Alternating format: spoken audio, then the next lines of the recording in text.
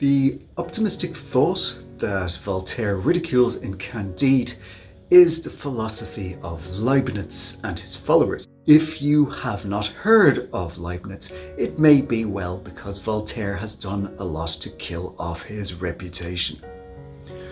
Leibniz tackled the problem of what he called theodicy, which means the attempt to justify God to humans. The Enlightenment was asking new questions of religion.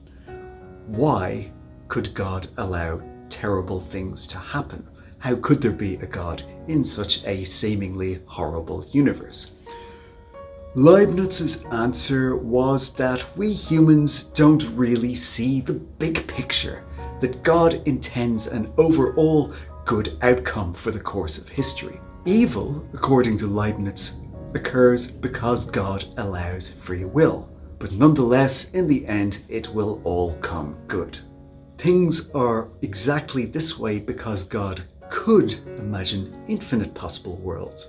The fact that he settled on this one implies that it must be the best world possible, a piece of logic which is paraphrased repeatedly in Candide.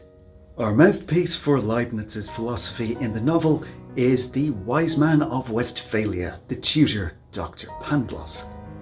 Pangloss insists on the big picture. He views all events, good and bad, as links in a chain which will terminate, he presumes vaguely, in whatever good outcome God intends. Therefore, bad events, like good ones, are necessary. They are stages in this great journey of human history. Pangloss encapsulates his optimistic philosophy well as he contemplates his own apparently fatal bout of syphilis. You remember Paquette, that pretty wench who waited on our noble Baroness? In her arms I tasted the delights of paradise, which produced in me those hell torments with which you see me devoured. She was infected with them. She is perhaps dead of them. This present Paquette received of a learned grey friar, who had traced it to its source. He had had it of an old countess, who had received it from a cavalry captain, who owed it to a marchioness, who took it from a page, who had received it from a Jesuit, who, when a novice, had it in a direct line from one of the companions of Christopher Columbus. The passage typifies Voltaire's humour. There's incongruity for starters. The great philosopher has been laid low by sexually transmitted disease. There's the tone of the speech. Pangloss is in utter agony, but he assumes this casual, analytical voice as he reflects philosophically on his own pains. He refers to syphilis as a present given to Paquette.